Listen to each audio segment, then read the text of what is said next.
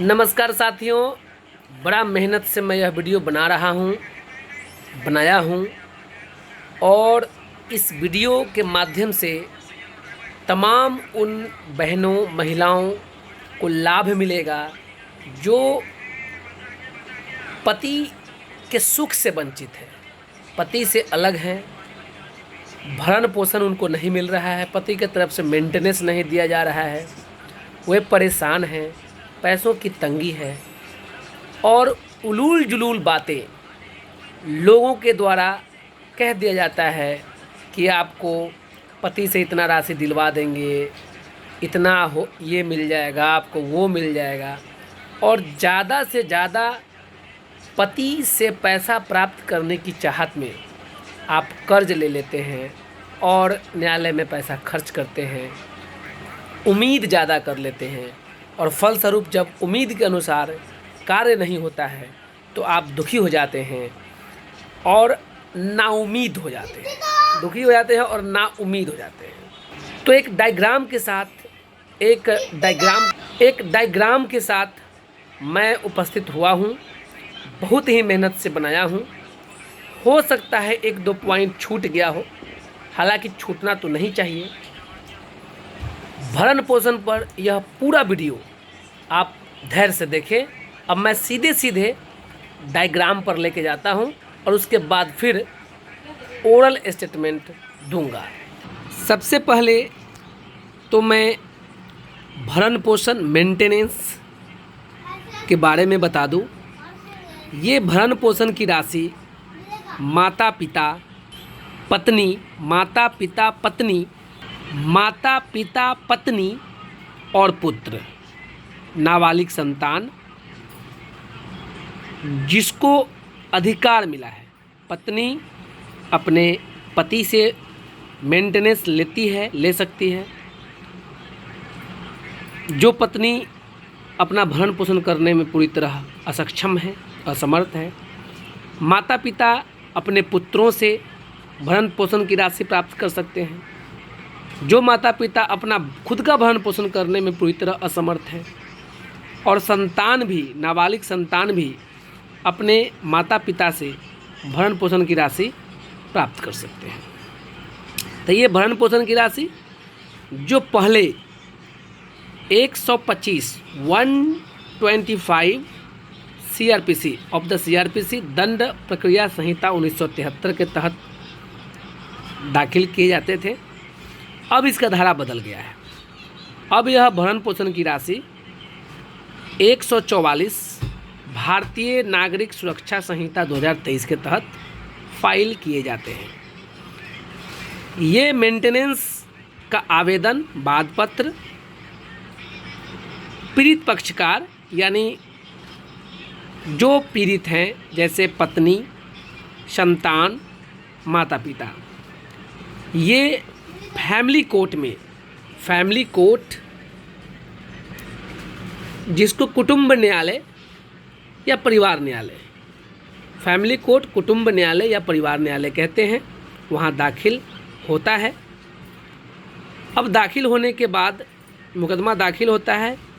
पहला तारीख पर किरानी क्लर्क के द्वारा रिपोर्ट किए जाते हैं। रिपोर्ट से तात्पर्य है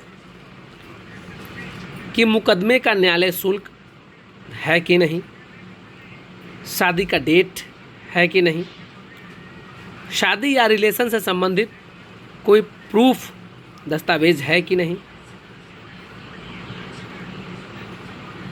जुडिक्शन है, क्षेत्राधिकार इस न्यायालय के क्षेत्राधिकार में आता है कि नहीं, तमाम चीज़ें का रिपोर्ट होता है।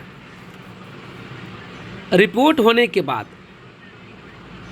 यदि आप एक्टिव हैं या न्यायालय एक्टिव है, आप एक्टिव हैं तो रिपोर्ट के दिन ही अथवा रिपोर्ट के दिन ही आप अपने केस को एडमिट करा सकते हैं। नहीं तो रिपोर्ट के दूसरा तारीख जो पड़ता है बाद ग्रहण एडमिट होता है, बाद केस एडमिट होता है और एडमिट होने के साथ ही नोटिस का आदेश भी होता है। नोटिस का आदेश प्रतिपक्ष को नोटिस। कोई भी मुकदमा में वादी प्रतिवादी पक्ष विपक्ष होता है और बिना प्रतिपक्ष अपोजिट पार्टी का सुने हुए न्यायालय का प्रयास होता है कि हम किसी भी मुकदमे में कोई फैसला ना करें। ये मोटिव होता है और यही होना भी चाहिए। कोई भी मुकदमा प्रयास करना चाहिए कि कोई भी चीज़ लड़कर हासिल हो ताकि विरोधी ना रहे। विरोधी पर पूरी तरह विजय प्राप्त करने के लिए मुकदमा में कंटेस्ट जरूरी है, लड़ाई जरूरी है। फैमिली कोर्ट में इस तरह के मुकदमे, भरण पोषण का मुकदमा कभी भी एक तरफा के चक्कर में न रहे, एक पक्षीय के फिराक में समय बर्बाद ना करें और प्रयास करें कि अगला पक्ष उपस्थित हो। अगर नहीं तब बात दूसरी है। अब बाद ग्रहण के जस्ट बाद अगली तारीख पे होता क्या है, नोटिस गया है, प्रतिपक्ष को अगर मिल गया तो प्रतिपक्ष उपस्थित हो जाते हैं। अगर नहीं मिला तो जो डाक घर से आप भेजे हैं, डाक घर के स्पीड पोस्ट से सेवा से भेजे हैं, तो उसका रसीद, डाक घर का रसीद और पीओडी प्रूफ ऑफ डिलीवरी उसको मिला है कि नहीं, वह नेट से निकल जाता है। इंडिया पोस्ट पर जाकर ट्रैक करके, अपने आर्टिकल को ट्रैक करके उसका पीओडी निकाल लीजिए। साइबर कैफ़े से, किसी भी साइबर कैफ़े में जाकर आप निकलवा सकते हैं। तो उसका दाखिल कीजिए और तमिला संपुष्ट कराइए, तमिला कन्फर्म कराइए कि उसको मिल गया है। मैक्सिमम तिथि पर प्रतिपक्ष उपस्थित हो ही जाते हैं। यदि प्रतिपक्ष ज़्यादा चालाक है तो वे प्रयास करते हैं कि समय से उपस्थित ना हो, और चालाक नहीं उसको मैं मूर्ख कहता हूँ, क्योंकि उनके बिना भी न्यायालय का आदेश पारित होता है, हो जाएगा। तो ये मान के चलते हैं, क्योंकि हम कंटेस्ट करके लड़के जीतने में विश्वास रखते हैं, इसलिए मान के चलते हैं कि उस तारीख पर वो उपस्थित हो गया। अब जैसे ही उपस्थिति होती है दोनों पक्षकार के, तो दोनों पक्षकार के बीच में न्यायालय के द्वारा मध्यस्थता कराया जाता है। काउंसलिंग बोलते हैं इसको। न्यायालय में होता है मध्यस्थता। न्यायालय प्रयास करती है कि पति पत्नी या माता पिता, पुत्र और माता पिता मिल जाए ताकि मुकदमा न चले, परिवार बस जाए। कोर्ट का हर संभव सार्थक प्रयास होता है, बहुत सार्थक प्रयास होता है। अब काउंसलिंग जो है, मध्यस्थता, वो फेल ही होता है, अधिकांशतः केस में फेल होता है। फिर अगली तारीख पर जो प्रतिपक्ष होते हैं, अगली तारीख पे जो प्रतिपक्ष होता है वो रिटन स्टेटमेंट देते हैं। रिटन स्टेटमेंट के अगले तारीख पर आवेदक जिसने केस किया है, केस की है, उसकी गवाही होती है।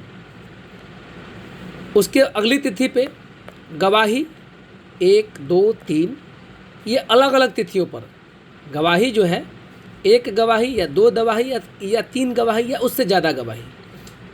प्रयास करना चाहिए कि भरण पोषण मेंटेनेंस के केस में कम से कम गवाही हो, 2 और मैक्सिमम 3 हो, इससे ज़्यादा तो ना हो तो ही अच्छा है। तो ये 1, 2, 3 गवाहों की गवाही आवेदिका की ओर से, आवेदक की ओर से, 3 गवाहों की गवाही, इससे ज़्यादा भी हो सकता है, अलग अलग तिथियों पर। उसके बाद गवाही बंद, अगली तिथि पर गवाही बंद। गवाही बंद होने के बाद प्रतिपक्ष की गवाही शुरू हो जाता है। गवाही बंद कैसे होता है? एक पिटीशन देना पड़ता है कि अब मैं अपने ओर से, अब आवेदक अपनी ओर से कोई गवाही देना नहीं चाहते हैं। ध्यान रहे, गवाही बंद होने से पहले जो भी साक्ष्य है, साक्ष्य जैसे आपके खर्चों से संबंधित, साक्ष्य जैसे प्रतिपक्ष के आमदनी से संबंधित जो भी साक्ष्य है, या तो मंगा ले कोर्ट के माध्यम से, और नहीं तो लाकर न्यायालय में प्रस्तुत कर दे और उसको एग्जिबिट करा ले, प्रदर्श करा ले।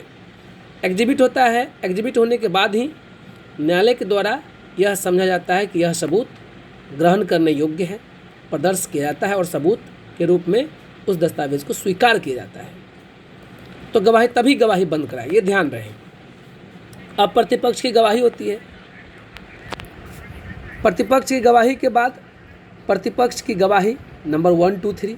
अब प्रतिपक्ष तो चाहेंगे कि जितना अधिक से अधिक गवाही दे, तो 1 गवाही भी हो सकता है, 2 गवाही भी हो सकता है, 3 भी हो सकता है और उससे ज़्यादा भी हो सकता है। खैर, लंबा गवाह प्रस्तुत नहीं कर सकते हैं, क्योंकि न्यायालय ऑल इन ऑल होता है, न्यायालय सर्वोपरि होता है। न्यायाधीश महोदय जो है वो सर्वोपरि होते हैं। वो इस बात पर ध्यान देते हैं और कहते भी हैं कि अब आप गवाही बंद करें। उसके बाद प्रतिपक्ष की गवाही अगली तिथि पर बंद हो जाती है। गवाही बंद होने के तुरंत बाद अगली तिथि से बहस चालू होता है। बहस में 1 बहस, 2 बहस, 3 बहस, 4 बहस भी हो सकता है। अब 1, 2, 3, 4, 5 बहस से तात्पर्य है कि पहले आवेदक या आवेदिका की गवाही, उसके बाद प्रतिपक्ष की गवाही। तो मान के चलिए कि आवेदक की गवाही 1 से 2 से 3 तिथि पर समाप्त हो गया। जो आवेदक हैं उनको प्रयास करना चाहिए कि वे बहस के दरमियान ज़्यादा समय न लें, क्योंकि बाद वही लाए हैं और उनका ज़्यादा इस ओर ध्यान होना चाहिए कि ताकि मुकदमा में डिले ना हो, कोई भी ऐसा कार्रवाई ना हो ताकि मुकदमा में डिले का कोई भी अवसर प्राप्त हो, विपक्षी प्रतिपक्ष को कोई भी ऐसा अवसर प्राप्त हो जाए जिससे कि मुकदमा डिले हो, मुकदमा में देरी हो। इसका प्रयास करना चाहिए आवेदक को, आवेदिका को, जिसने बाद लाया है, कि कोई भी ऐसा काम न करे जिसके वजह से मुकदमा लंबा खिंचाए। तो बहस एक डेट में ही प्रयास करना चाहिए कि समाप्त कर ले।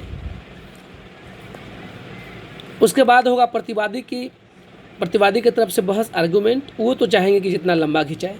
खैर, सब न्यायाधीश सर्वोपरि हैं। उसके बाद बहस के बाद होता है ऑर्डर, निर्णय, जजमेंट, जो कि केस का अंतिम होता है। ये पूरा डायग्राम है, फिर से देख लीजिए। पूरा डायग्राम एक बार मैं दिखा देता हूँ। ये है भरण पोषण का प्रक्रिया। लिखने में ही बहुत मेहनत लगा है। जब लिखने में बहुत मेहनत लगा है तो जितना आसानी से लिखा गया है, आप कल्पना कर सकते हैं कि उतना आसानी से प्रक्रिया होता नहीं है। ये पूरा डायग्राम है जो कि भरण पोषण के मुकदमा में जो बाद लाते हैं, ज़्यादातर पत्नी ही लाती है अपने पति से भरण पोषण प्राप्त करने के लिए। अधिकांशतः माता पिता भी लाते हैं।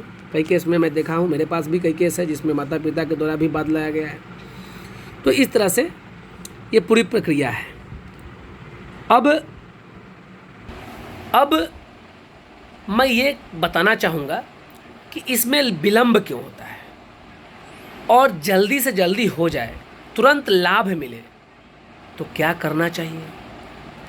इस बिंदु पर मैं अगला डायग्राम दिखाऊंगा। बने रहे, पूरा बने रहे। धरती से जुड़ा हुआ यह वीडियो है। कोर्ट में जो प्रतिदिन होता है उसके आधार पर यह वीडियो है। मैंने कई मुकदमा जीता है, परिवार न्यायालय में कई मुकदमा जीता है और जो अनुभव किया उस पर आधारित वीडियो है। बहुत बारीकी से बनाया गया है। इसमें अंश मात्र के भी कहीं कोई काल्पनिक चीज़ें नहीं हैं, कोई बनावटी चीज़ें नहीं हैं, कोई झूठी चीज़ें नहीं हैं। थोड़ा सा इधर उधर हो सकता है, हल्का, एकदम हल्का इधर उधर हो सकता है। 99% यह जो प्रक्रिया है ऐसा ही होता है। अब नेक्स्ट डायग्राम को ध्यान से देखें। अब मैंने 2 कॉलम बनाए हैं। एक कॉलम है क्या हो सकता है और दूसरा है क्या करना चाहिए। क्या हो सकता है मैं बाद में बताऊंगा, पहले क्या करना चाहिए इस पर आता हूं। करना क्या चाहिए, अविलंब न्यायालय से नोटिस प्राप्त कर प्रतिपक्ष को भेजना चाहिए। एडमिशन हो, केस एडमिट हो और तुरंत नोटिस प्राप्त करें और प्रतिपक्ष को भेज दें। इससे होगा क्या कि जितना जल्दीबाजी में आप नोटिस भेजेंगे उतना जल्दी उसको नोटिस मिल जाएगा और उसको ज़्यादा समझने का मौका नहीं मिलेगा। नोटिस उसको मिल जाए, अगर उपस्थित हो जाए प्रतिपक्ष तब तो ठीक है, अगर उपस्थित नहीं हो वैसी परिस्थिति में तामिला कन्फर्म पर विशेष ध्यान दें कि जितना जल्दी हो सके तामिला कन्फर्म हो जाए। एक पक्षीय एक्स पार्टी सुनवाई के पीछे समय बर्बाद ना करें, क्योंकि एक्स पार्टी सुनवाई में समय बर्बाद करने से होता क्या है कि मालूम चलेगा कि आपका केस जजमेंट के दिन पहुंच गया, आप एक एक्स पार्टी आदेश करवा लिए, केस बढ़ता गया और जजमेंट का दिन आ गया, अंतिम निर्णय होना है और उस दिन आपका प्रतिपक्ष उपस्थित हो जाए न्यायालय में, तो फिर आपका केस पीछे होके चला आता है। ज़्यादा कॉस्ट लगता नहीं है, उसको कॉस्ट लगता है लेकिन ज़्यादा कॉस्ट तो होता नहीं है, लेकिन आपका बहुत बड़ा समय बर्बाद हो जाता है। तो एक पक्षीय सुनवाई के फेरा में समय बर्बाद ना करें, प्रयास करें कि कंटेस्ट करके डिग्री हासिल करें, कंटेस्ट करके डिग्री प्राप्त करें। तारीख पर सक्रिय रहें एवं हर कार्यवाही समय से हो ध्यान दें। हर डेट पर जो वादी है, जिसने वाद लाया है, उसको सक्रिय रहना चाहिए। सक्रिय से तात्पर्य है कि समय से मूव हो जाए, जितना नंबर में है फाइल उतना नंबर पर बहस हो जाए, आगे पीछे के चक्कर में न रहे, न्यायालय में समय से पहुंच जाए और कार्यवाही समय हो। अपनी बात अपना काम एकदम समय से ही करना चाहिए। यदि आप ही मुकदमा किए हैं, आप मुकदमा लाए हैं और आप ही अपने कार्रवाई में समय से भाग नहीं लीजिएगा तो प्रतिपक्ष तो चाहेगा कि डिले हो, तो प्रतिपक्ष को मौका नहीं मिलना चाहिए ताकि वह मुकदमा को लंबा कर सके। इस पर ध्यान दें। तारीख ज़्यादा लंबा न हो, इस पर आवेदक को, वादी को, कंप्लेनेंट को, पिटिशनर को ध्यान देना चाहिए। तारीख छोटा से छोटा हो, जितना तारीख छोटा होगा उतना मुकदमा जल्दी समाप्त होगा, जल्दी डिग्री मिलेगा। प्रतिपक्ष की उपस्थिति के बाद तुरंत इंटरिम भरण पोषण का आवेदन दाखिल करें। अब मुकदमा तो लंबा चलेगा तो पैसा कहाँ से आएगा? तो आमदनी के लिए तुरंत ही इंटरिम भरण पोषण, अंतरिम भरण पोषण के लिए आवेदन न्यायालय में दाखिल करें और इंटरिम भरण पोषण, अगला है अंतरिम भरण पोषण के लिए मुख्य कार्यवाही बंद न हो। अब अंतरिम भरण पोषण के फेर में जो मुख्य चीज़ें हैं उसमें डिले ना हो, उसमें देरी ना हो, इस पर ध्यान देना चाहिए और प्रयास करना चाहिए कि अंतरिम के साथ साथ मुख्य कार्यवाही भी हो, अंतरिम के साथ साथ मुख्य कार्यवाही भी हो।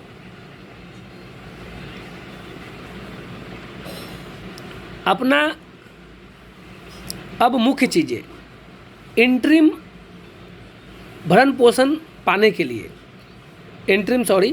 भरण पोषण प्राप्त करने के लिए ये 2 पॉइंट बड़ा इम्पोर्टेंट है, बहुत ही इम्पोर्टेंट है ये 2 पॉइंट। इसी पे पूरा भरण पोषण का केस निर्भर होता है। ये 2 पॉइंट, लास्ट का 2 पॉइंट जो हमने लिखा है। अपना खर्चा का अधिक से अधिक प्रमाण साक्ष्य के रूप में न्यायालय में रखें।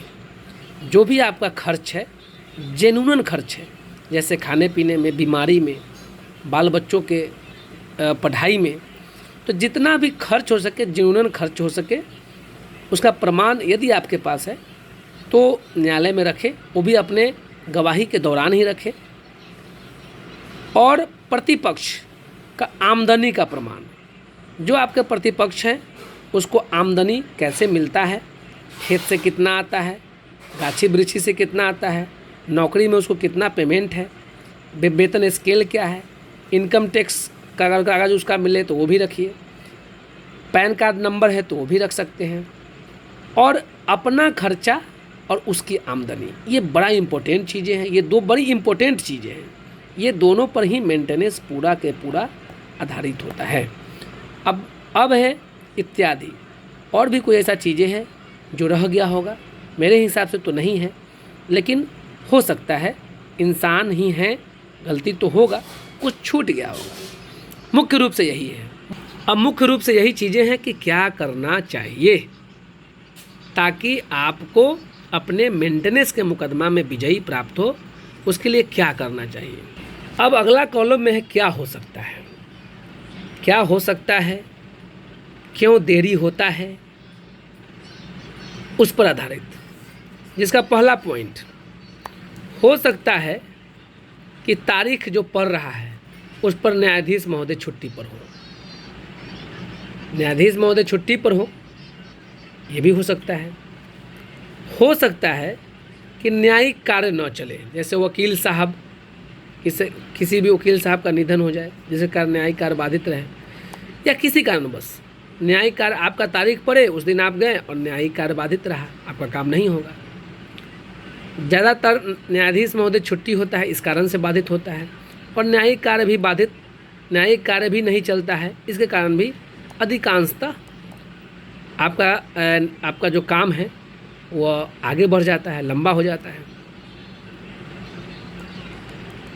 प्रतिपक्ष समय से उपस्थित नहीं हो सकता है प्रतिपक्ष ज़्यादा धूर्त हो, मूर्ख हो, या फिर उसका सलाहकार गड़बड़ हो, वो उपस्थित होने में लेट लगाए, इंतज़ार करे ताकि मुकदमा एक पक्षीय हो जाए, बाद में वो अपीयर हो। हालांकि ऐसा बहुत कम होता है, लेकिन कुछ धूर्त लोग तो हैं, इसमें अनदेखा नहीं किया जा सकता है। गवाही चल रहा है, गवाही आपकी गवाही हो या प्रतिपक्ष की गवाही हो सकता है गवाही कभी आपका नहीं आए, हो सकता है प्रतिपक्ष जो है गवाही के नाम पर डेट ले, 1 2 3 4 तिथि ले सकता है, डेट ले सकता है। हो सकता है डेट लंबा पड़ सकता है, लंबा तारीख हो सकता है। मध्यस्थता होता है, हो सकता है कि न्यायाधीश महोदय चाहे कि नहीं, हम 1 नहीं 2 तिथि पर मध्यस्थता कराएंगे, 3 तिथि पर मध्यस्थता कराएंगे, करवा सकते हैं। इसके वजह से भी तारीख लंबा हो सकता है। अंतरिम भरण पोषण की राशि समय से नहीं मिले, ये भी हो सकता है कि आपका आदेश हो गया है अंतरिम भरण पोषण का और वह नहीं मिल रहा है। हो सकता है कि वो समय से ना दे, क्योंकि लोग जो है अपने क्लाइंट को या फिर लोग प्रतिपक्ष को यह सलाह देते हैं कि तुम समय से पैसा नहीं देना, नहीं तो तुम्हारा ही पैसा से वह तुम ही से मुकदमा लड़ेगा।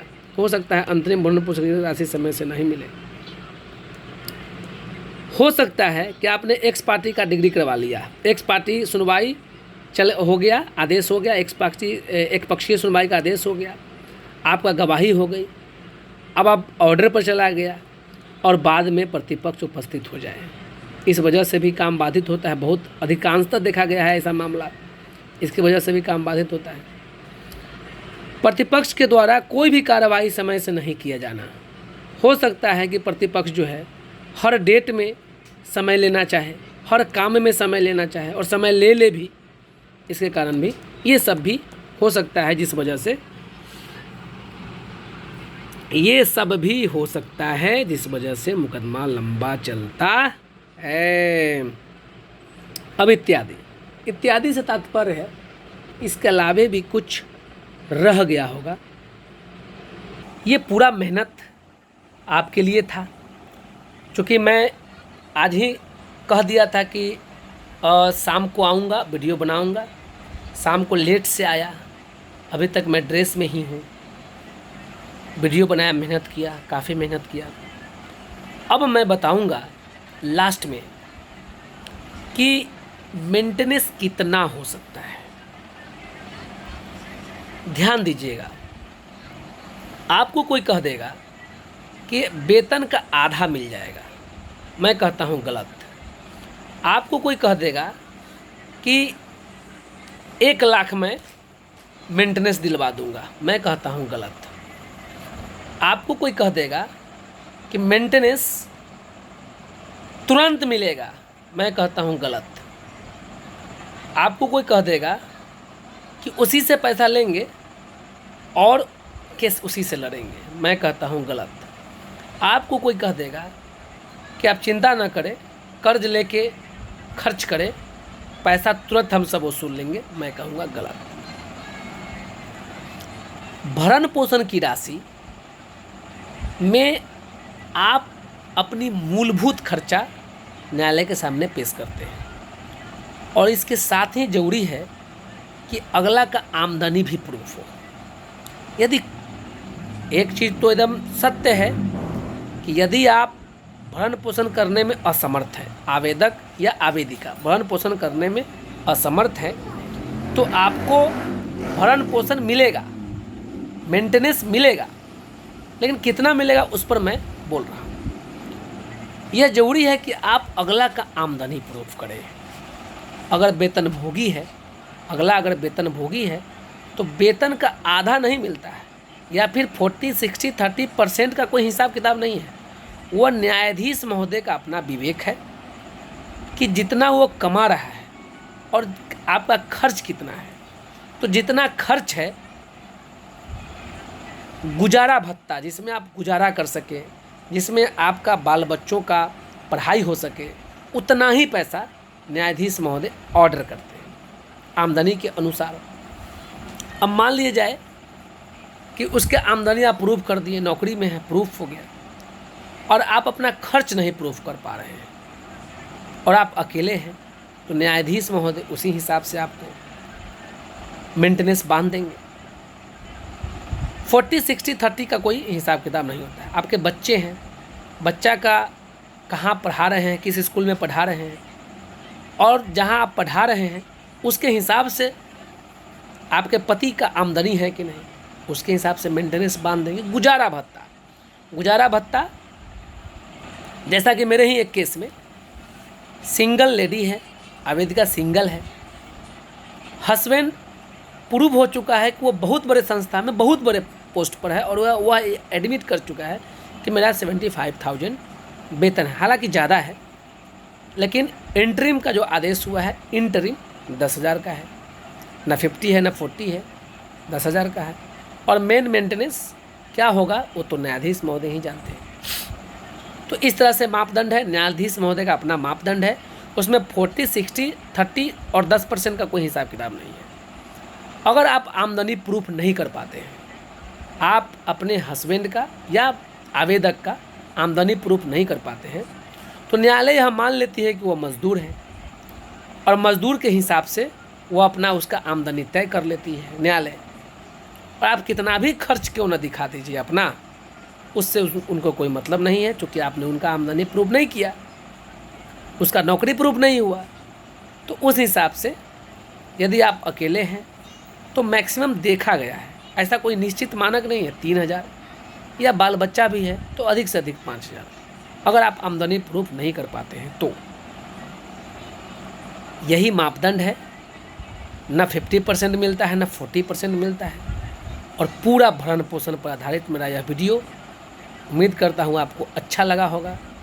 ये एकदम धरती से जुड़ा हुआ वीडियो है, सही वीडियो है जो होता है, और मैं कई एक केस में किया हूँ और जीता हूँ, देखा हूँ, बड़ा से बड़ा केस, छोटा से छोटा केस, उस पर आधारित मैं यह वीडियो बनाया हूँ, बड़ी मेहनत के साथ बनाया हूँ। धन्यवाद।